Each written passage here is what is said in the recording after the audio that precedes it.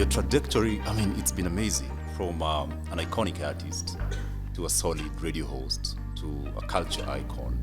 I mean, what's your common denominator to, your success, for your success? I mean, it's been immense, I think believing in myself was one of the things I've always been good at, because nobody believed in me when I came up and said, yeah, I can do this, na andika easy song, I can make this #1 track, and guys are looking at me like, first of all, dem gani miona hii Africa na kam na hizi stories are rap. I'm like, I'm gonna be the first one. The first one. And they were like, please, I remember how many people said I'm wasting their time. And if I was to listen to the first person I went to with the "you can't do it," then I would not be sitting here with you right now, right? Yeah. And if there's one thing that pushed me through every situation in my life, was believing in me and believing that I can do it. Yes. Without anybody's hype, without anybody saying yes, yes, yes. Of course, Firoz was always there in the background hyping me, but the thing is, if I didn't believe it, then he could have hyped me all he wanted, and I wouldn't have done it. So believing that one thing that everybody's saying you can't do because other people haven't done it, first of all, that was like my #1 thing. And I would encourage a lot of women to break those barriers, to do that thing that they're saying you can't do. You have to do it to prove it to them that you can, You can't just talk about it. Just, I can, and never do it. They actually say if you set your expectations and ambitions too high, and you fail above everyone's success. Yeah, I totally agree. Mm-hmm. And so I think for the music part of it was believing in me so hard that some people had to say, okay, let's see what she got, because she really is talking all the talk, Let's see if she can walk the walk as well, And it's a nice feeling when they come back and they say, oh man, yeah, you were right. You can do this, And for radio, it's been a very interesting part of my journey because it's something I was totally not prepared for. Yes. I hate machines. I hate buttons and all these things. And my office now includes maybe 10 times that of this console here. Yes. And that's my office every single day now. And I remember going in for the training, and they're like, okay, now this is your desk, and there's just a big equalizer, buttons, like, what am I gonna do? Yeah, and then how you should fade in, fade out, how you should turn on the mics, how you should put on the hotkeys, how you need to put this. And I was like, who told you guys I can do this in the first place? Because they called me for this job, and I was like, I don't think I can do this. I mean, can you guys have somebody else pressing the buttons? I can do the talking. And they're like, no, you have to know how to do everything by yourself. And so I think in just a week's time, I had it. And it took a couple of months to just do it flawlessly without having to think, oh, this button now. Like, it's just coming naturally now. It took a few months. But then again, we go back to believing that I can do it. You can do it. Because I said, if they think I can do it, yes, and they believe I can do it, and they believe that this role is for me, then why should I doubt that I can do it, Yes. And it's been 3 years. I can't even believe that it's 3 years. It was 2019, October. September. Yeah, it's been 3 years since I've been on radio, and I've been learning so much because it's a reverse role now, right? Now I have to call the artist for an interview. Now I have to interview the artist. You're the one calling people. Now I'm the one saying hi, like the way guys call me to ask for an interview. Now I'm the one doing that, and I'm the one following up on who's released what music, when, how, where, and all that stuff, and on the station requesting drops and all that. It's been quite a nice journey. It's like, when you play reverse roles, that's what I'm doing right now for the last 3 years. And I think it's really helped me because I've been on the other side of it. I know what kind of questions are irritating, what kind of questions you would like people to research as an artist to ask you. And I kind of use that as my guideline of how to do interviews. And also just having the background in music makes it easier for me to choose music to play on my show and things like that. And I'm very grateful that it's a roots show because I love roots. If there's something I can listen to every day, it's roots. Yeah, Yeah. So it's quite a blessing. It's quite a nice transition for me. I love it. I love that I've learned so much at this time in my life where I was feeling like, okay, it's time to close down shop, think of something else, be just a mom and other things I wanted to do. Then then this big thing comes again and you're like, oh, okay, I'll do this too. I don't know how long I'm going to do radio for, but so far so good. And I'm also blessed that, I'm free to create so much because we started with the station as it's new. So it allowed us to come up with the segments, what we want to do. So I have like a Stir It Up session where we discuss things, or every day we have the Roots, Rhyme and Reason segment where we take rhymes and discuss what the meaning of the rhyme is, and things that I was able to create for my show from scratch, yes, which I think not so many people who are on radio are allowed to do that or have the freedom to do that. So I'm super thankful. I feel like Jah always has his eye on me, saying, okay, Naz, this is where I'm taking you next. And I feel like he always knows what I need most and at what time I need it. He's your guiding light. He really is, and I'm really thankful for that. Hey, big up Naz. I listen to you. I tell you, I text you and you send me shouts, by the way. Yeah. Yeah. What can I say? It's a very intense show, especially the Roots, Rhyme and Reason part. Yes. That's my favorite part. I listen and Awesome. I'm like, this is amazing. I'm really proud of the Roots, Rhyme and Reason because artists like Cecile said to me, I want to steal that idea from you. I'm like, no, don't steal my idea. What do you mean? She's like, this is such a great idea. Like, we've never heard this idea on radio. Like, it's so amazing because we take like 4 lines from a song and then go deep within what that line means to me, what that line means to you, and then we get the listeners to also tell us, dissect, and it shows you how just 4 lines could mean so many different things to different people. Everybody reflects on it in a different manner. So it's a blessing again, because it's something I learn as an artist as well, that you could be writing something with one meaning, but the interpretation is up to the people. And that's why I love Roots, Rhyme and Reason. It's such a nice segment, and you get to hear the views of all people from different places, different backgrounds. And so I'm glad that you like that segment because I put a lot of work into that. Yeah, big up, yeah. I do. Yeah, you can catch Naz every day of the week. So go on her socials and check out and listen to her. She's, like I said, the truth 7 days a week. So Naz, I'm thinking about, our music industry.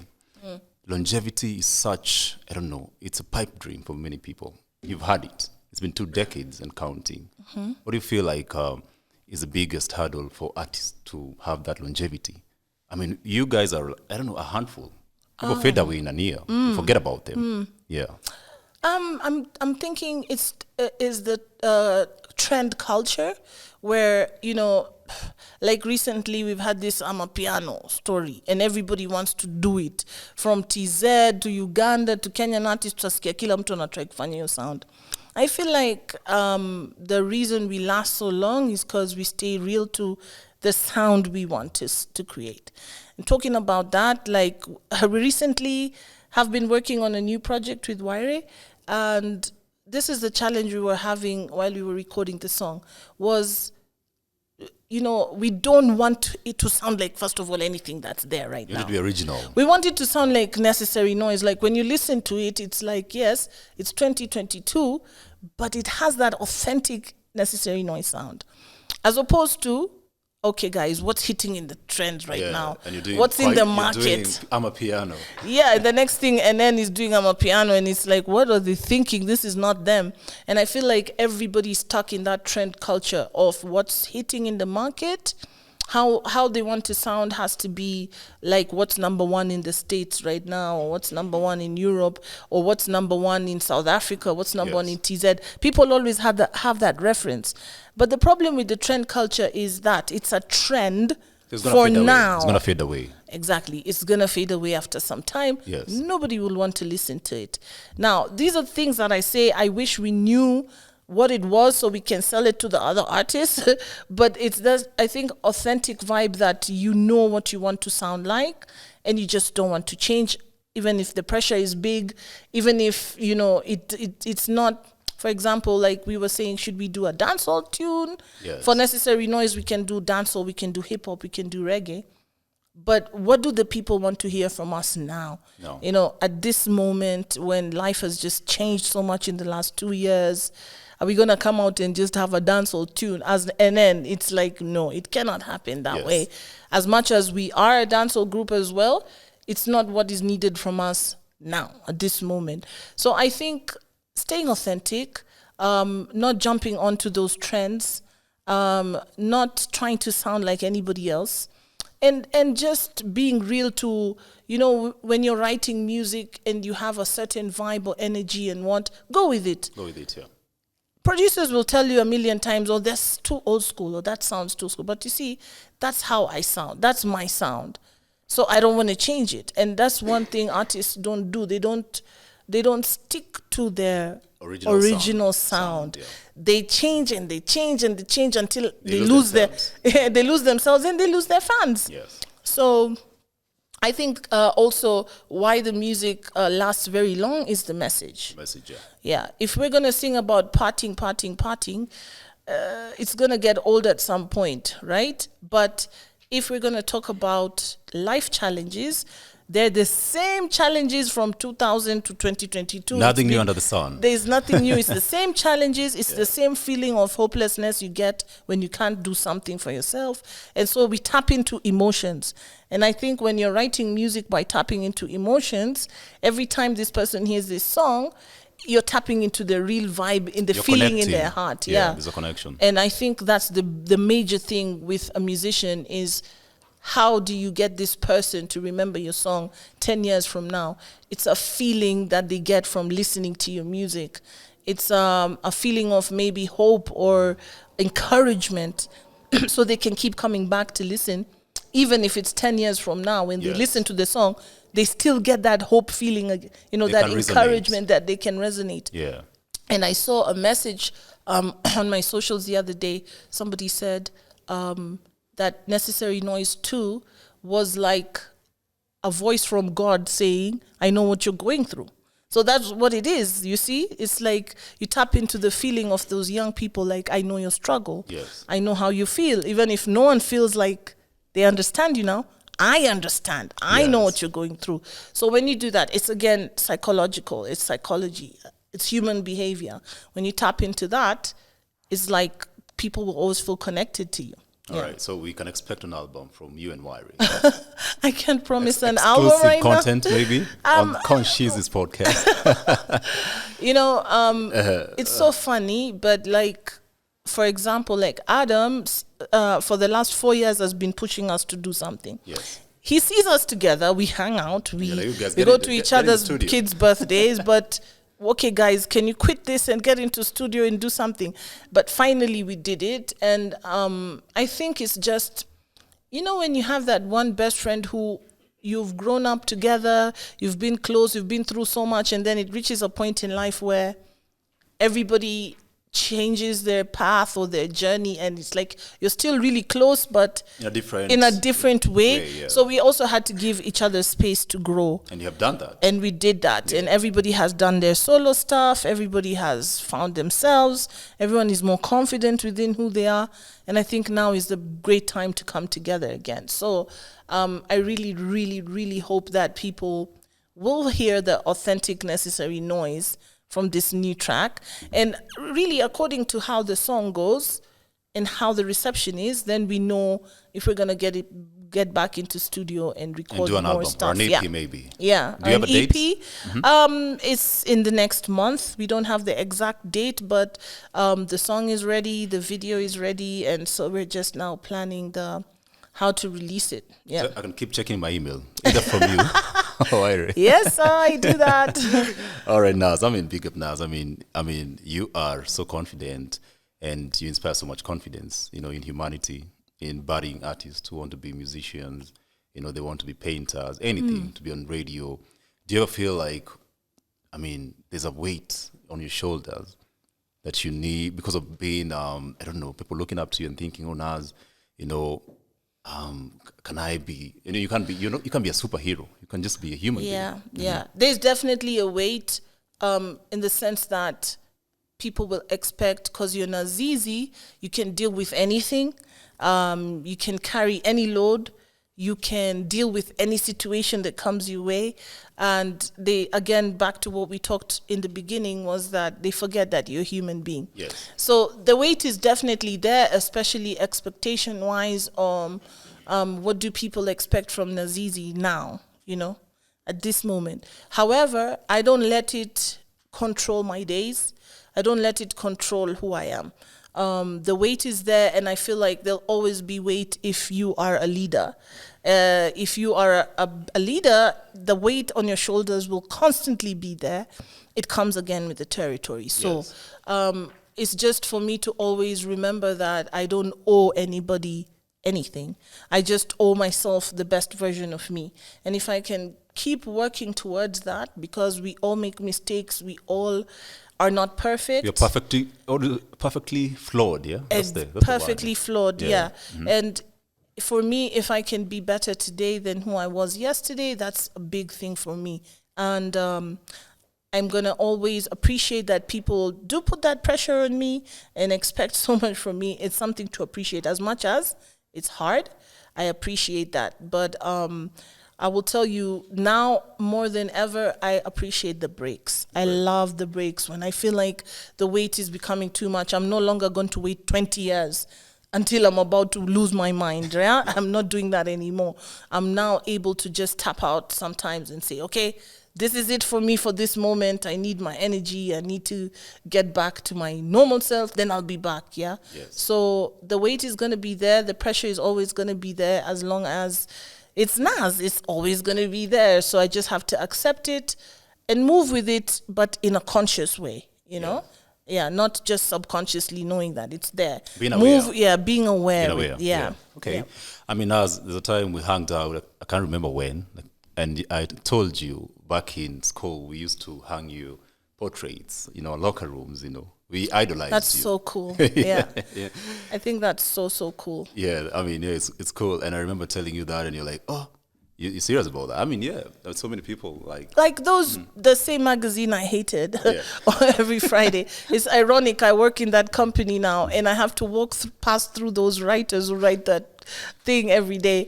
And it's the same magazine that always had those nice pullouts, right? The double page posters. And you cut it nicely, and you stick it. And you laminate it, and you stick it. And I really appreciate, because honestly, without them, there wouldn't be that culture per se, right? And magazines like Insider magazine, who had us on the covers, and all those magazines that just made that the culture famous, the Kenyan artists famous.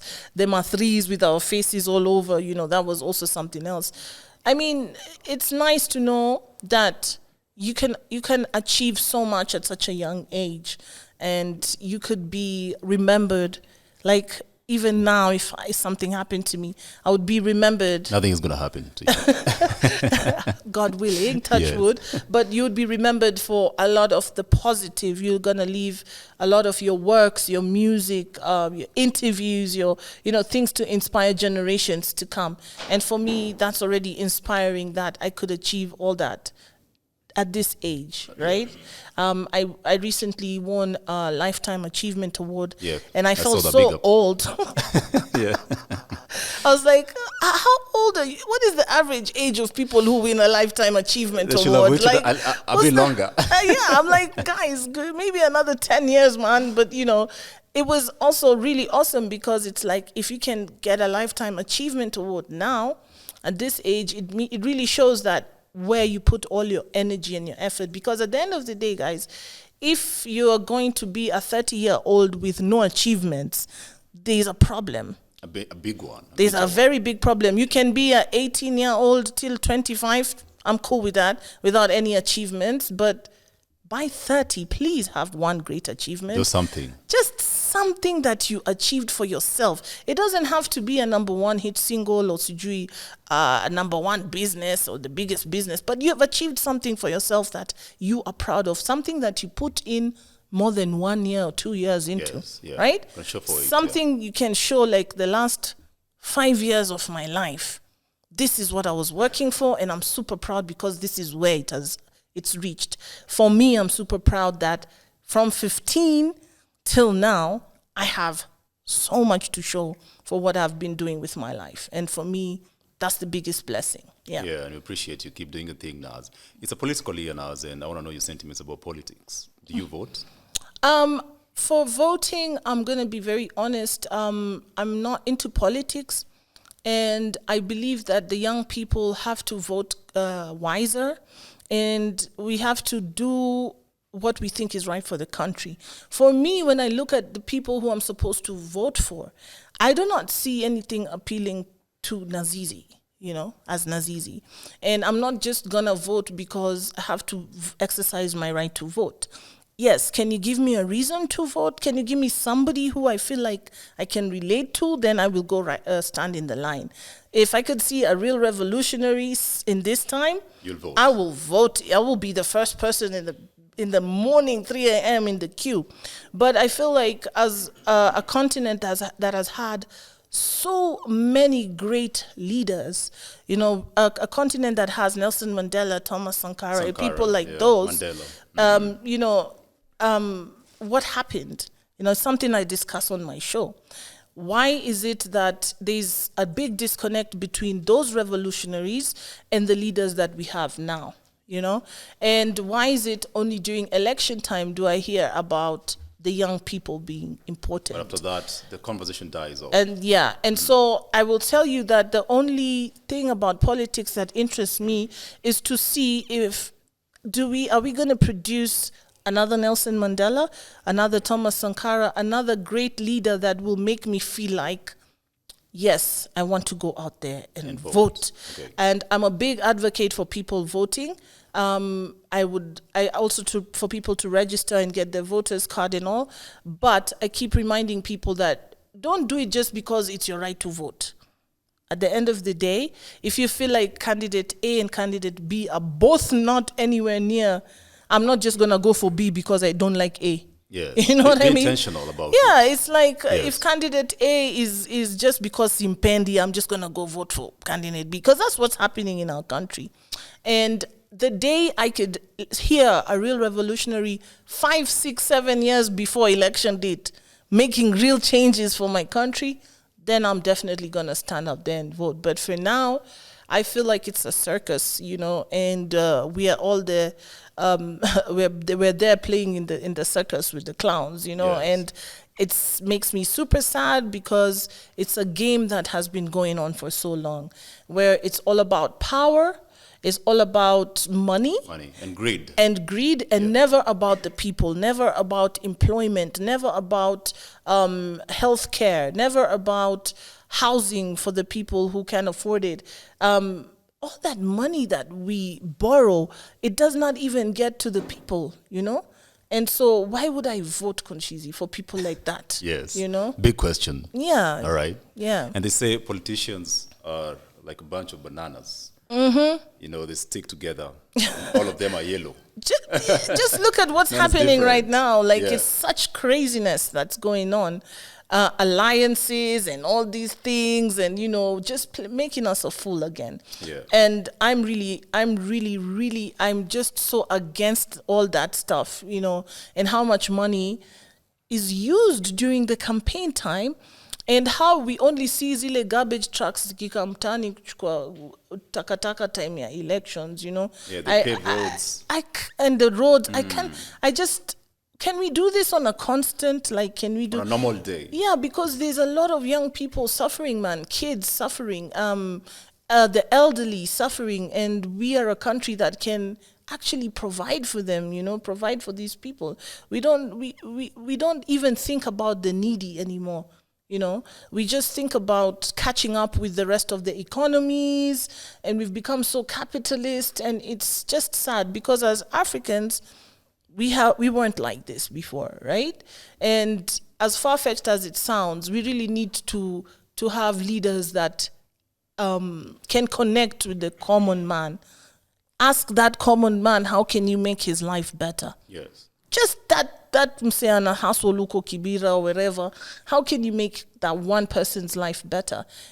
if you are that kind of leader who can change the lives of those people, you've done your bit. Then you've done your bit. But what do we see? We see them exploiting the youths every time, exploiting the poor people, and the situation gets worse every time the statistics come out. Is more poverty, is more unemployment, it's more disease, it's more, nothing is decreasing when it comes to those numbers. So what are they leading? What are they changing? What are they doing for Kenya, Yeah. So I really have a big problem with politics and politicians, honestly. I feel like maybe from the generation that we have now, we could have some revolutionaries in a couple of years. Yes. But for the rest, I'm just sitting here waiting for them to be done with their time and just leave us alone, honestly. Yeah. All right. I mean, we appreciate your sentiments. If you're watching and listening right now, vote wisely. Don't just vote because of, for the sake of it. Yeah, vote wisely. Yeah. And don't take that 200 shillings to vote. It's 200 shillings can't buy you a good life, 500 shillings can't buy you a good life. So if you want to take the money, take it, but, don't use that as, your vote has been bought because of 500 bob. When kesho ukiomesota hata unga sijui nini, there's no way you're going to get it. No one is going to help you. You know, the prices of food are always going up. The prices of everything are always going up in this country, but there's employment going higher and unemployment higher and higher and higher and higher every day. So we really need to check for the leaders that we're putting in power, because we put them in power. And the fact that the big population of Africa is young people, it means it's us, the young people, who are putting them in power. Yeah, we have that power. And then we are complaining later when things are going wrong, yet they used us to put them in power, you know? Yeah. So we have to be much wiser than that. Yeah, don't be a pawn. Vote wisely. Yeah. Before you let you go, Naz, I mean, like you said, your schedule is crazy. And, we honored for you to find time for us. Thank you. There's something I do called personality sentiments. I mention a name, maybe someone you know, and you just talk about them briefly. Okay. Maybe you know them personally, worked with them before. So I'm going to start with, of course, Wairi. What do you think about him, his personality, his work ethic, just him? I think Wairi is one of those very special human beings that you don't have a lot of people like them.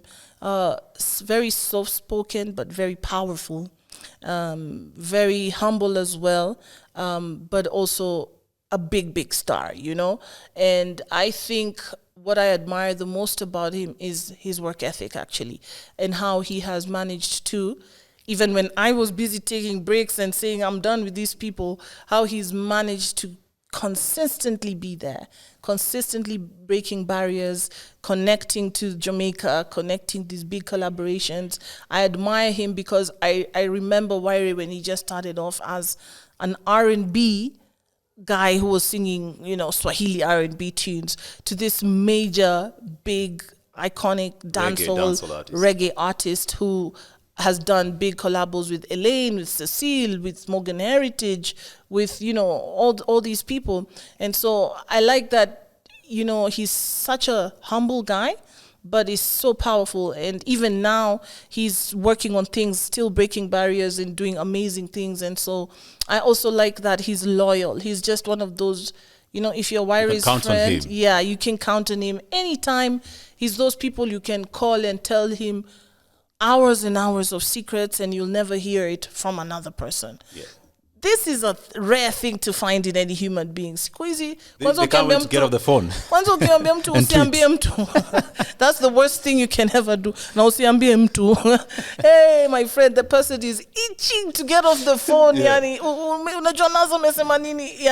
Those kind of people. And when you're in the industry, it's scary because then that information can go and end up in the blogs or in the front of the page. It's private things, So I like that.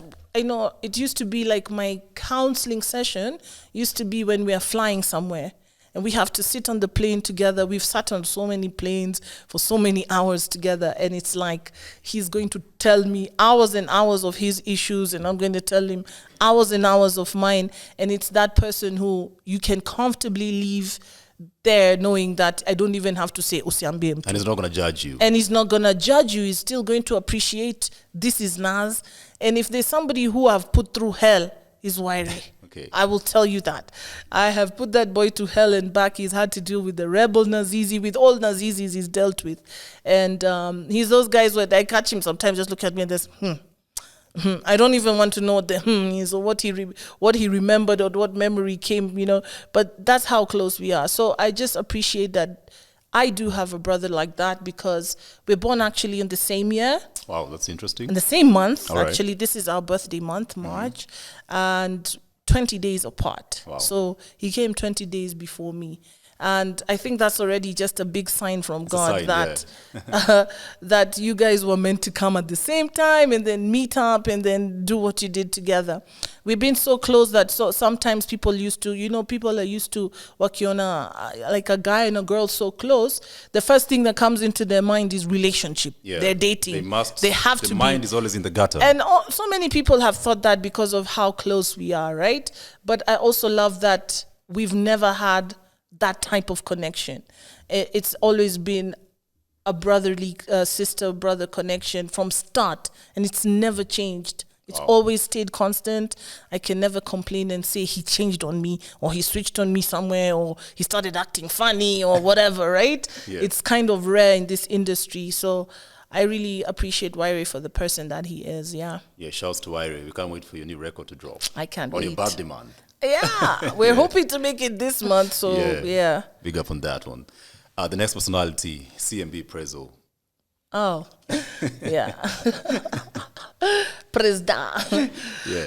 Yeah, Prezzo is also another person who's like a big support for me.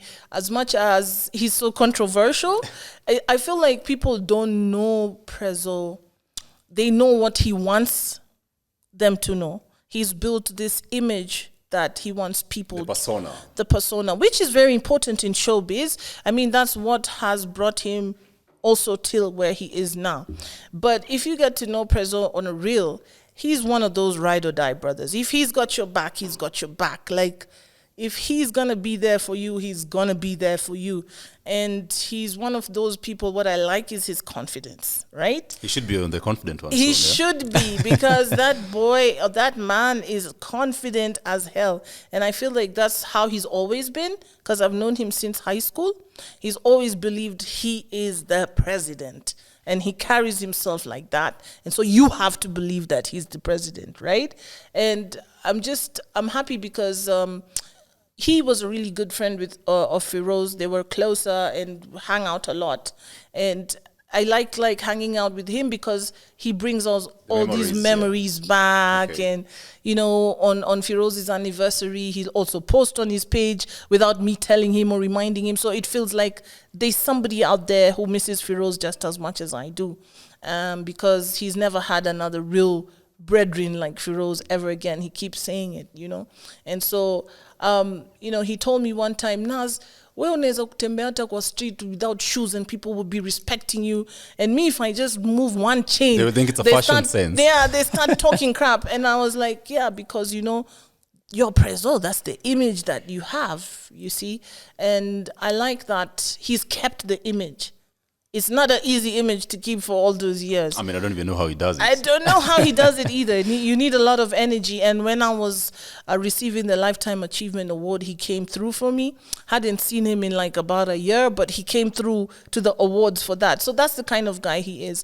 He might not always be there, but when he's your friend and he has your back, he's down for you. He's down for you. He'll always try to show it. So I appreciate also that. He's somebody in my circle that I really appreciate as well. All right, that's amazing. Shouts to the president. Mm-hmm. Yeah, and we should have him. I mean, big up Naz. Your soul is so radiant and vibrant. You light up anywhere you go. Thank you. Thank you for lighting up our podcast in this episode. And thank you for having me, man. Yeah, we had so much fun. And before we wrap up, maybe, you have a podcast? Yes. It's another thing that I put my mind to that. Okay, so... Roots Diary, it's called. Yeah. Yes. And the whole concept behind Roots Diary is I used to write a journal for about 15 years. I wrote a journal. And that's from 1997 all the way till 2010. Wow. Mm-hmm. Yeah, I stopped writing when my son was born.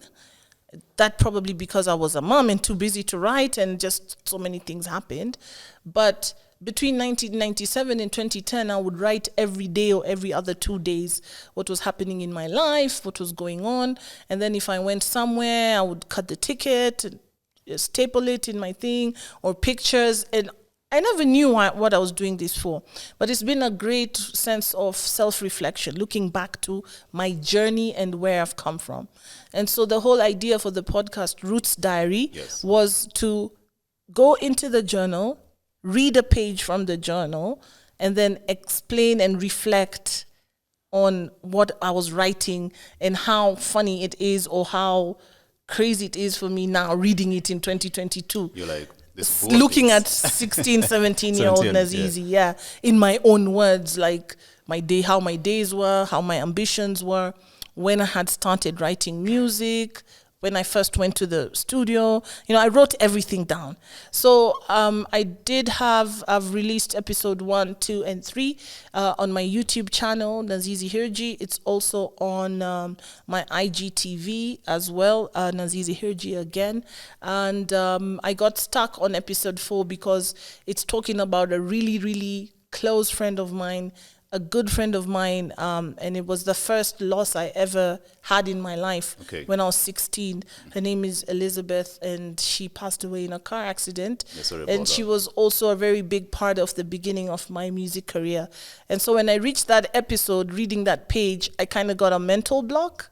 But then again, this is the kind of podcast it is. It's Roots Diary. It's going into my personal journal. And so it cannot always be on time. It's not always going to have a schedule of a weekly, I'm going to tell you my feelings every week. We can't rush you now. Yeah, we need to wait for you. But now, recently I was saying to Adam, okay, it's been a year. How much more reflection do I need? I need to just get up and do it. But I'm happy that I'm doing it, because I have these books, there are about 10 of them, just of my entire life. And I feel like the lessons that I've learned, by reading them out and, sharing with people, it will help other people as well. And also it will help to see that I'm just human like everybody else. There's times I've given up. There's times I've been super, super down. There's times when I felt like I can't do it. And the only way people will know that side of me is if I now dig deep into my journals and share whatever it is that I wrote in there. So it's quite personal. Very deep. It's very deep raw. and very raw and quite hard to also imagine having to reflect back at who you were 20 years ago and go and reliving difficult moments and things. Is quite emotionally hard as well. But I love it. I've had so much support from even on IG, even on Facebook. I think some of the episodes have had like 30,000 views, and that's amazing for me, because it just shows that people are still interested to know what made Naz, and what better way than going back into time and reading, the history. Yeah, so if you're listening right now, make sure you catch Roots Diary. Roots Diary. Yep. Yeah, the original. Daughter on it. Thank you, Naz. Thank you for coming. This is the Confident One Conscious podcast, the living legend Nazizi on season 2. Yeah. You are the first episode on season 2. Oh, that's amazing. And also congratulations for Thank this. you. I think it's a great podcast. Amazing. Thank you. Thanks for having me. And I appreciated the questions. Again, as I told you, you always now on my end, I'm always like appreciating good questions. Yes. And not questions that are not thought out and stuff. So I've had a great time and a great conversation. So thank you for having me. Yeah, keep inspiring confidence. The Confident One, Nazizi. Thank you. Thank you.